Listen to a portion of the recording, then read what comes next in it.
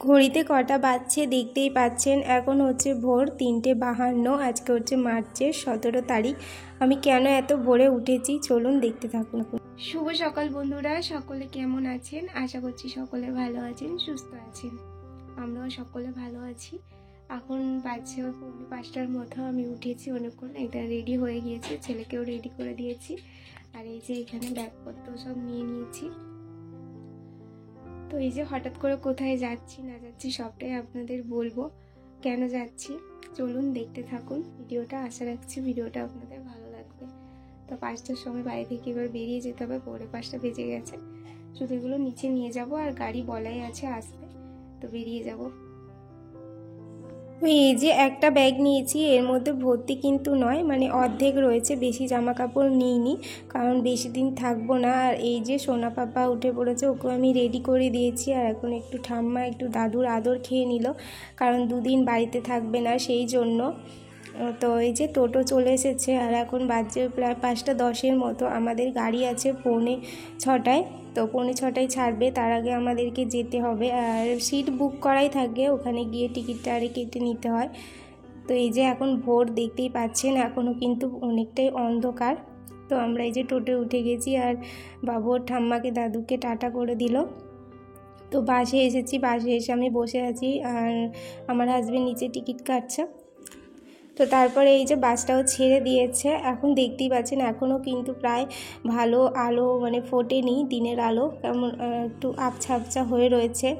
তো এই যে আমরা সিট পেয়েছি এবারে মিডিলে, কারণ আমরা এইবারে অনেক দূর জার্নি করব না, সেই জন্য আমাদের সিটটা একটু মিডিলের দিকেই দিয়েছে। আর যখন আমরা অনেক দূর জার্নি করি এই গাড়িতে, তখন আমাদেরকে প্রথমের দিকে সিটটা দেয়, যেহেতু আমরা এবারে মিডিলে নেমে পড়ব, তো সেই জন্য সিটটা একটু মিডিলেই দিয়েছে। তো এই যে কিছুক্ষণ এক জায়গায় দাঁড়িয়েছিল, ওইখান থেকে আমার ছেলেকে একটা চিপস কিনে দিলাম, আমরাও একটুখানি চা খেলাম। তো প্রায় 4 ঘন্টা জার্নির পর আমরা নেমেছি বর্ধমান স্টেশনে। তো এখান থেকে আবার ট্রেন ধরে যাব, তো সেই জন্য স্টেশনের দিকে যাচ্ছি।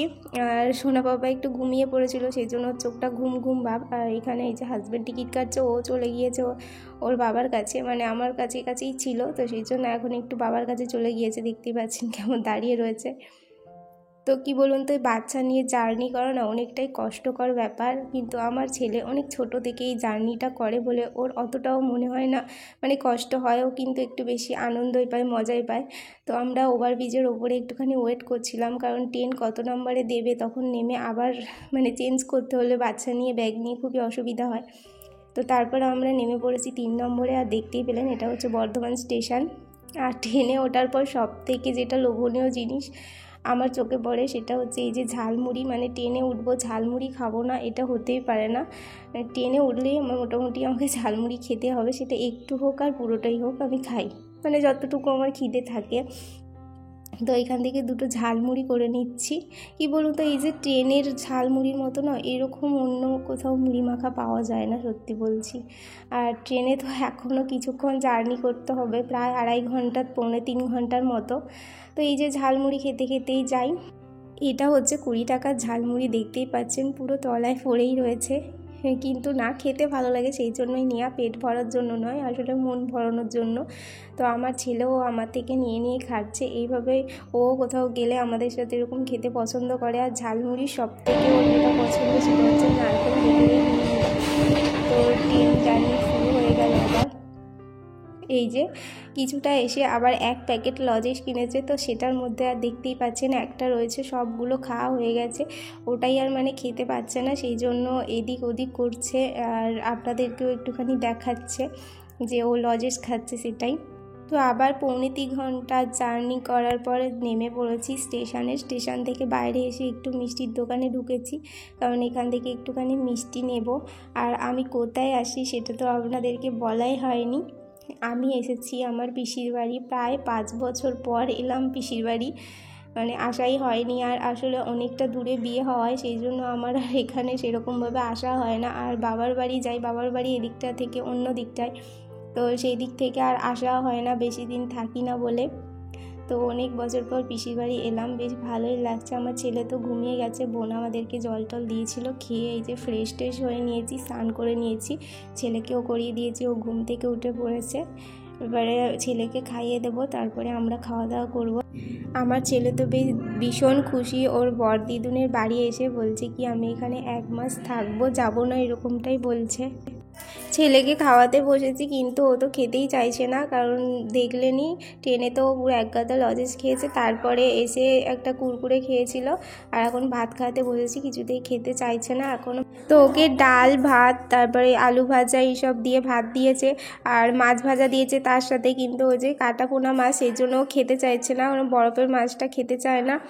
তো বলছে গন্ধ লাগছে মাছ, আমি খাবো না। অনেক ভুলিয়ে ভুলিয়ে 2-1 গাল খাওয়ানোর চেষ্টা করলাম, তাও ফেলে দিচ্ছে মুখ থেকে বার করে। আর দেখতেই পাচ্ছেন এক হাতে কুরকুরে খাচ্ছে, আর একদিকে কি ভাত আর খায়, একদমই খাচ্ছে না, তো কুরকুরেটাই শুধু খেয়ে যাচ্ছে। এরকম ভীষণ দুষ্টুমি করে, এখন একদমই খেতে চায় না। তবুও ছোটোতে একটু আধটু খেত, কিন্তু এখন আমি যে কীভাবে খাওয়াবো সেটাই সমস্যা হয়ে পড়েছে।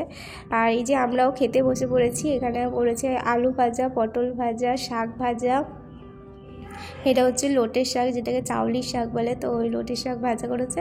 আর এখানে মুসুরির ডাল করেছে পাতলা করে, এখানে এঁচোড় আলুর তরকারি করেছে একটা, আর এখানে সর্ষে পোস্ত দিয়ে মাছের ঝাল বানিয়েছে। তো খিদেও পেয়ে গেছে একটুখানি, কারণ এসে আর কিছু খাইনি, কারণ বলেছিল এসে যদি খেতাম আর মানে ভাতটা খেতে পারতাম না, কারণ আমরা যেই দুপুরেই এসেছি, তো সেই জন্য বললাম না স্নান টান করে একবারে ভাত খেয়ে নেব। তো বেশি আর এখনও খাইনি, আমি আর আমার হাজব্যান্ড খেতে বসে গেছি, আর বোনও এই সাইডে খাচ্ছে। তো খাওয়া দাওয়া করে একটা লম্বা রেস্ট নিতে হবে, কারণ ভীষণ ঘুম লাগছে। কটায় উঠেছি আপনারা তো দেখেইছেন, তো উঠিয়ে তারপরে এতটা জার্নি করে খুবই কষ্ট হচ্ছিল। তো একটুখানি শুয়েছিলাম, কিন্তু ছেলে যেহেতু ট্রেনের মধ্যে ঘুমিয়ে গিয়েছিল, ও আর ঘুমালো না, আর ঘুমাতেও দিল না কাউকে। তারপরে বিকালবেলা এই যে কফি বানিয়ে নিয়ে দিয়েছে পিসিমণি, আমি চলে এসেছি ছাদে। তো ছাদে এখন দেখতেই পাচ্ছেন আবার একটা লেস নিয়ে বসেছে, আর আমরা একটু কফি খেয়ে নিচ্ছি। তো পিসিদের এই জায়গাটা নয় বেশ সুন্দর, খুব ভালো লাগে। ছোটোবেলায় বিয়ের আগে অনেক এসে থাকতাম, অনেক দিন করেও থাকতাম, কিন্তু অনেক বছরই বললাম আসা হয়নি, অনেক বছর পরে এলাম, বেশ ভালোই লাগছে। কিন্তু এমন সময়তে এসেছি যে মানে আমি থাকতে পারবো না, আমাকে কালকে সকালে এখান থেকে বেরিয়ে যেতে হবে। আবার বাবার বাড়ি থেকে একদিন থেকেই আমাকে আবার বেরিয়ে যেতে হবে বাড়ির উদ্দেশ্যে। এখন থাকার জন্য আসিনি, আমার কিছু কাজ ছিল, সেই জন্য এসেছি। তো সন্ধ্যেবেলা পিসিমণি এখানে শিয়ারা কিনে নিয়ে আসলো, এখন এই যে একটুখানি শিয়ারা খাচ্ছি দুজনে বসে বসে। আর বোন গেছে কাজে বেরিয়ে, ওর একটা কাজ এসেছে, ওখানে চলে গিয়েছে, আর ছেলে আমার ঘুমিয়ে পড়েছে। তো চলুন বন্ধুরা, আজকের ভিডিওটা এখানেই শেষ করছি। সবাই ভালো থাকবেন, সুস্থ থাকবেন, সাবধানে থাকবেন, কারণ এরপর পিসিমণির সঙ্গে অনেক গল্প করেছিলাম, তারপর খাওয়া দাওয়া করে ঘুমিয়ে পড়েছিলাম, আর কোনো ভিডিও করা হয়নি। তো আজকের মতো টাটা।